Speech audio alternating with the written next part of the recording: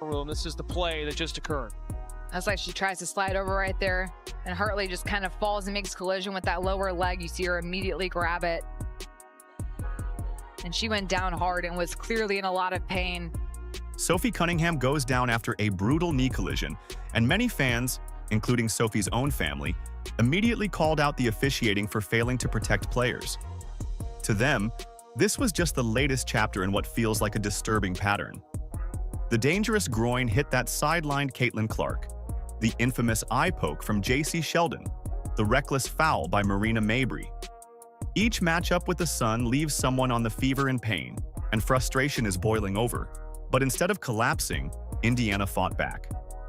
Behind Kelsey Mitchell's career-high 38 points, Odyssey Sims stepping in off a hardship deal, and Lexie Hull's clutch 3, the Fever stormed to a 99-93 overtime comeback win no one thought possible.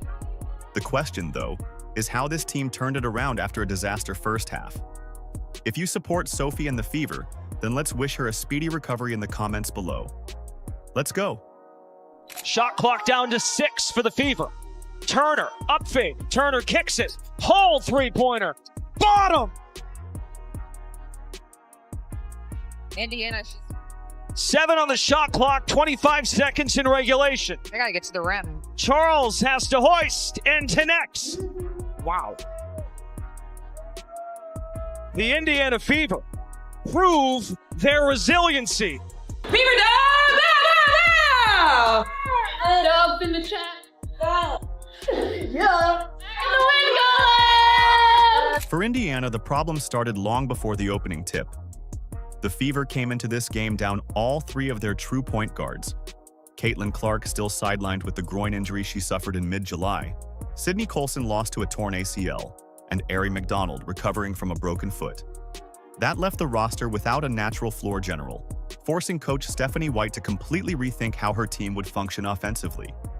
Instead of polishing sets for the postseason like most squads this late in the year, Indiana had to narrow the playbook and rely on simplified actions that wouldn't overwhelm players being asked to handle the ball outside their usual roles. After Phoenix, it was a quick turnaround to figure out, how we're going to play without, Ari and Sid.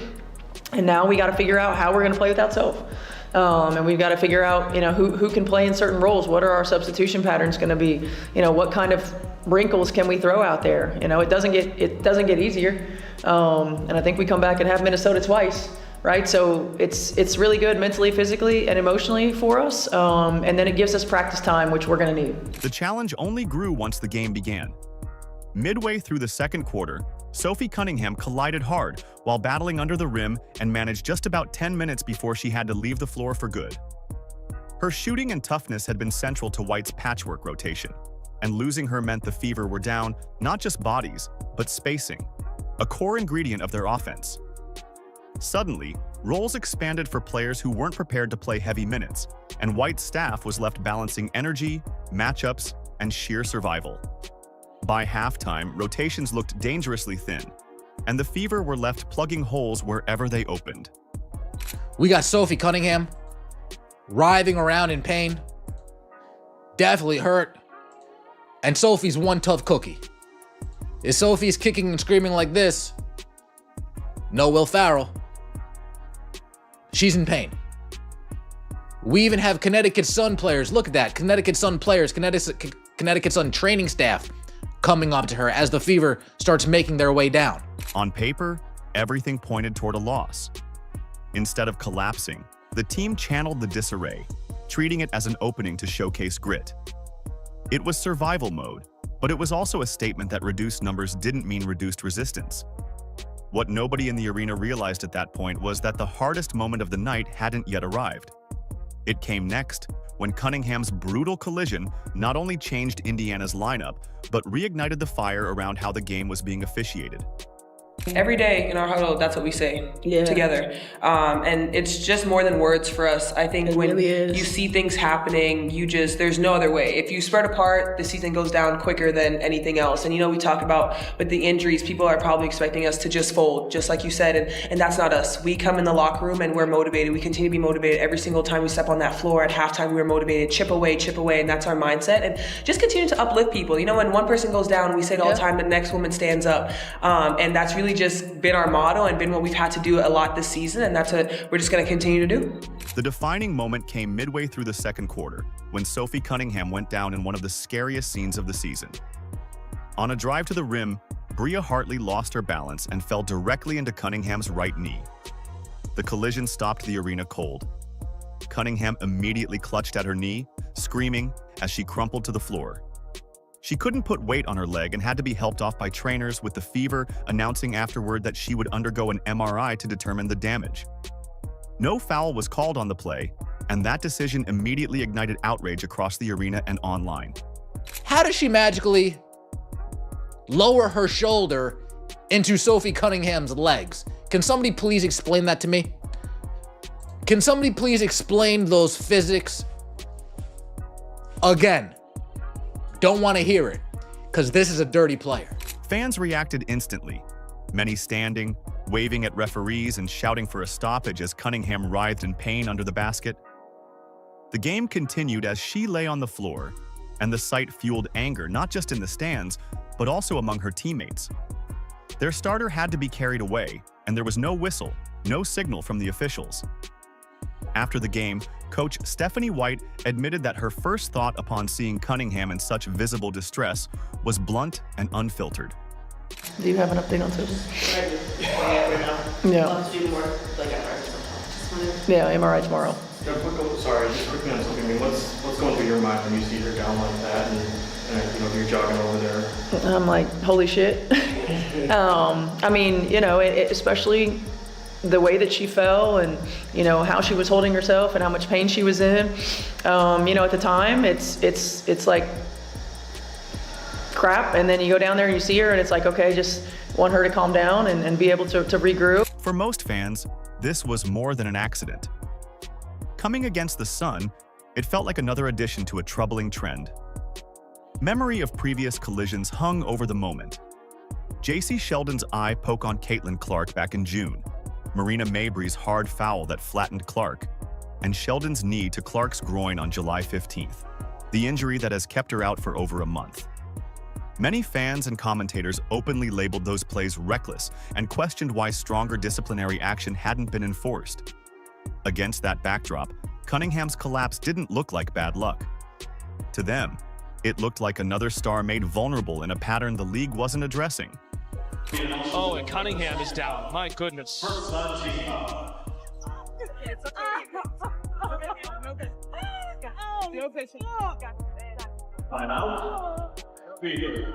Should be.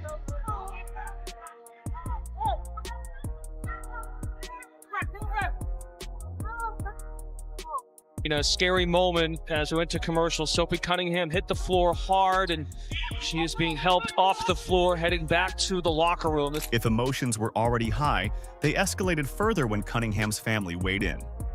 Her sister Lindsay posted directly at the WNBA, writing, "WNBA, maybe you should focus less on fining players for commenting on your poor officiating, and more about hiring officials that are able to call a consistent game and protect your athletes. Pathetic. Praying for you." That wasn't just a frustrated fan in the stands. It was a family member outraged by what she saw as a dangerous environment. Paula Cunningham, Sophie's mother, shared a since-deleted post calling Hartley plain mean and plays out of control. Those words carried weight in shaping how people perceived the play. For many who saw the comments, it underscored the feeling that players weren't being protected. Bria Hartley deserves zero benefit of the doubt. And Sophie Cunningham's family not too happy. I believe this is Mama C. Hartley is a disgruntled player having trouble everywhere she goes. She's plain mean and plays out of control. Looked out of control to me. Maybe you should focus her sister. Maybe you should focus less on finding players for commenting on your poor officiating and more about hiring officials that are capable to call a consistent game and protect your athletes. Pathetic. Praying for you. The only good thing positive surrounding Sophie Cunningham coming out of this game, she looked in good spirits in the locker room. At the heart of all this was the question of accountability. Hartley has had past on-court clashes noted in reporting, and her involvement only intensified reaction. Fans on social media accused her of being reckless and called for suspension, while others pushed the league to step in and re-examine officiating standards. Whether intentional or accidental, the fact that no whistle accompanied Cunningham's injury made frustration boil over. That shift was crucial. It signaled that this game wasn't going to be decided by sympathy or by officials finally changing course. The Fever began leaning on emotion and resilience as the closing stretch loomed. And soon enough, all that intensity funneled through one player whose sudden takeover would rewrite not only this game, but Indiana's entire trajectory moving forward. I'm so proud of you. I'm proud of you too. Proud of you. I'm so proud of you guys. I know that sometimes it sounds like just a word when we talk about being resilient, but it's not, man. It's how we live. Yep. It's how y'all live, and it's a tribute to you. It's a tribute to your connectedness, your togetherness, your toughness, your mindset. You never give up gritty attitudes. Like, that's what it takes. That's what it takes. And Kelsey Mitchell answered the chaos with one of the most explosive scoring stretches the Fever have ever seen. She looked quiet before halftime with only 4 points. But after the break, her entire approach shifted. She demanded the ball, attacked every matchup, and by the end of the night had dropped 38 points, tying her career high and marking the highest single-game scoring performance in the league this season. Even more staggering, 34 of those points came after halftime, including 10 in overtime when Indiana needed them most. An assassin, Kelsey Mitchell, has a new career high.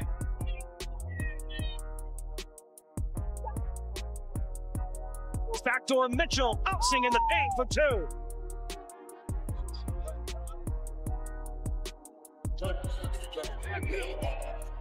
Kelsey Mitchell, the pig is matched up. Mitchell squeezing through for two at the fall.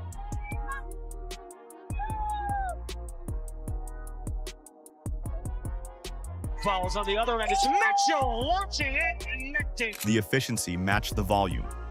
Mitchell shot 11 of 22 from the field, 5 of 8 from deep, and 11 of 12 at the free throw line, while also dishing 6 assists to keep the offense from collapsing into isolation.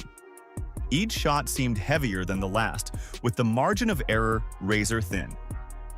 Down 21 earlier, one wasted trip could have swung momentum back to Connecticut. Instead, she hit big moments, step-back jumpers in the fourth, back-to-back threes to erase deficits, and free throws that sealed overtime possessions. It wasn't reckless gunning, it was precise execution under pressure. Your New England Ford dealers and the Ford Bronco family goat modes, the official SUVs of the Connecticut Sun. Mitchell connects. Reading the defense and reckless closeout. So you have to make sure you let the shooter land here. Landing space needs to happen. Looks like Mitchell also clutching her leg here as well.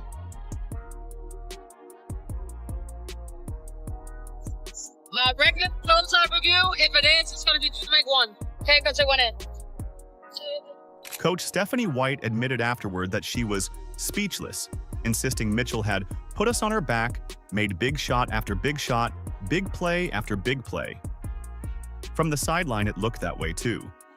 Even the Suns' defenders, who spent most of the second half glued to her every movement, couldn't stop the rhythm she'd locked into. By overtime, there was no doubt whose game it was. Kelsey, your second half, you did 34 of your points just now. Damn! The last after halftime, what took over you? How did you get it done on the floor? I think it was more about what we did from a standpoint of like the mindset and the mentality. From half to half, it sucked for me. First half, it just wasn't, and I think that, it wasn't as well for our group, but the resiliency is true in our room.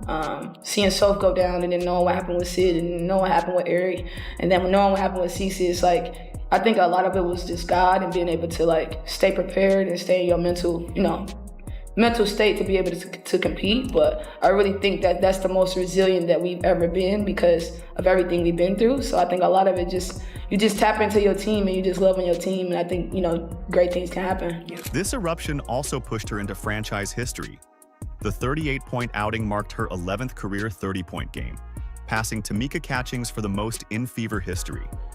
That's not just a milestone. It underscores Mitchell's consistency as a scorer across seasons, now amplified in a year where her team leans on her more heavily than ever. At nearly 20 points per game, she's top 5 in the league, and nights like this put her squarely in the MVP conversation. Recognition came quickly. Caitlin Clark, who wasn't in the building due to a family matter, posted on social media just 2 words: MVP Kels. Mitchell's performance proved the Fever had more than one franchise anchor. She didn't look like a placeholder until Clark returns. She looked like a centerpiece capable of carrying the roster when everything else was wobbling. I don't even think there are any words. I mean, when you look at Kelsey's play and you look at what she means to the squad, coming out that second half and going off the way that she did, I think it kind of speaks for her case in general. She comes out, she defends, she scores the ball, she plays 40 minutes a game. And it's just like, and she still consistently puts up these numbers. I feel like if she's not MVP, shoot. MVP is crazy. I don't even think I thought about that. That's cool. That mattered beyond the stat sheet. Indiana's 99-93 overtime win was the largest comeback in franchise history, fueled almost entirely by Mitchell's surge. Instead of fading under injury, foul frustration, and Connecticut's physical play, the Fever saw Mitchell drag them back into a playoff spot they had been slipping out of. Without her eruption, that game ends in another loss, another disappointment stacked onto the season. With it, the team's outlook shifted overnight.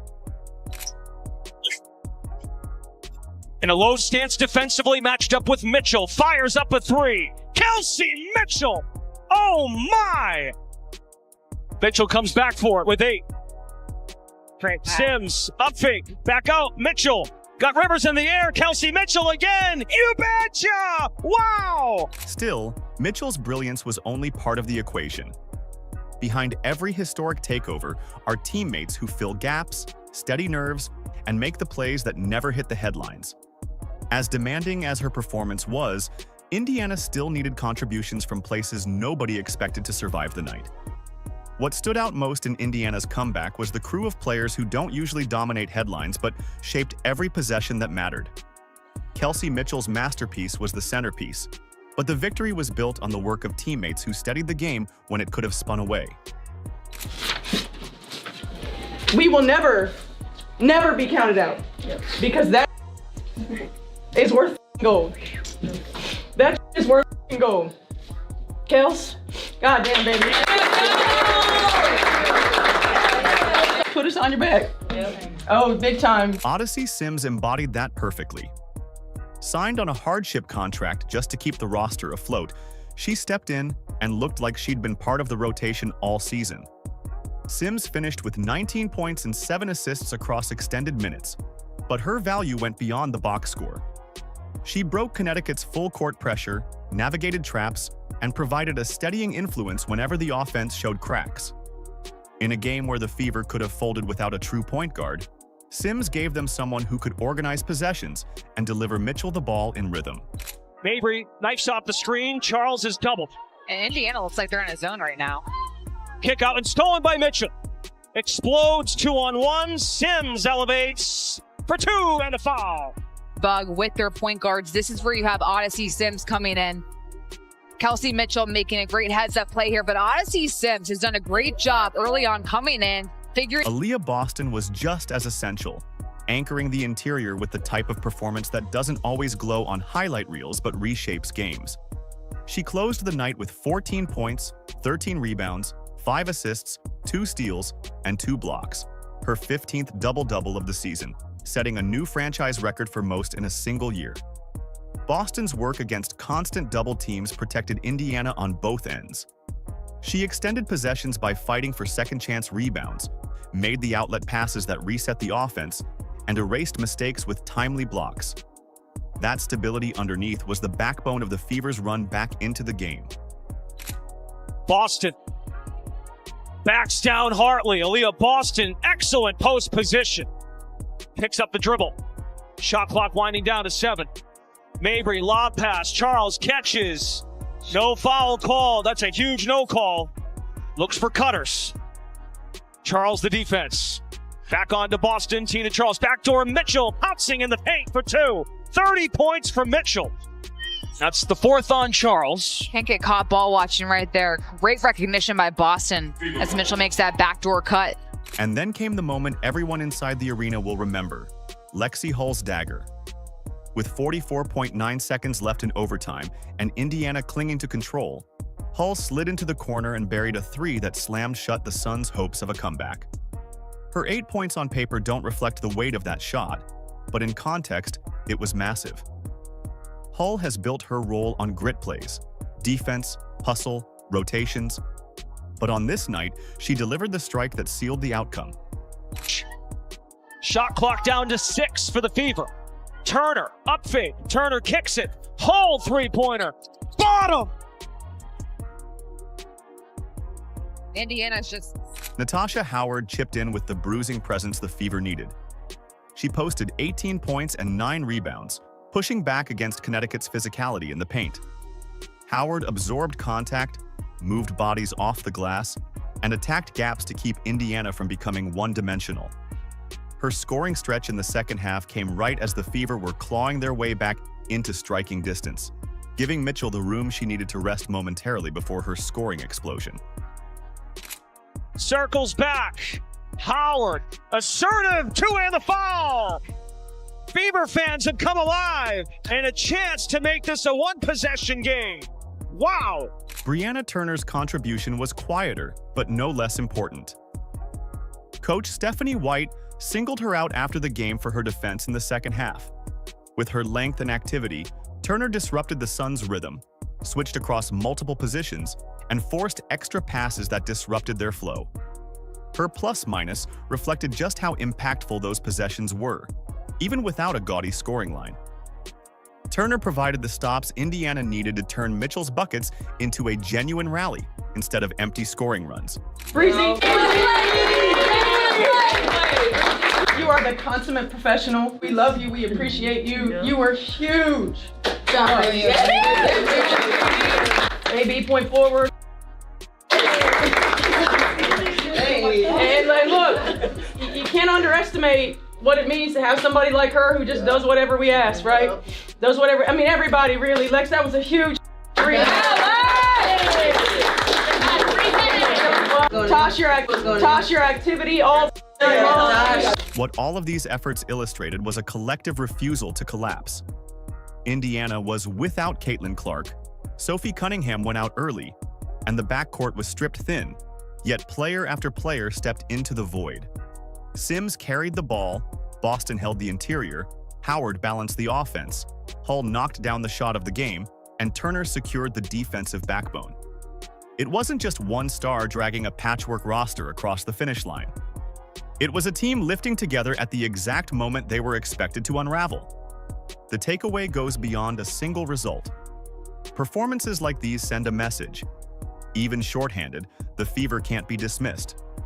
And that defiance set the stage for a broader truth about what this win revealed for Indiana in a season so many thought was about survival. And that's what it's gonna take. Okay, that's what it's gonna take. We gotta play free. We gotta play with no pressure, but we fight. Live that resilience every day. And we will accomplish what we want to accomplish. Okay, come on.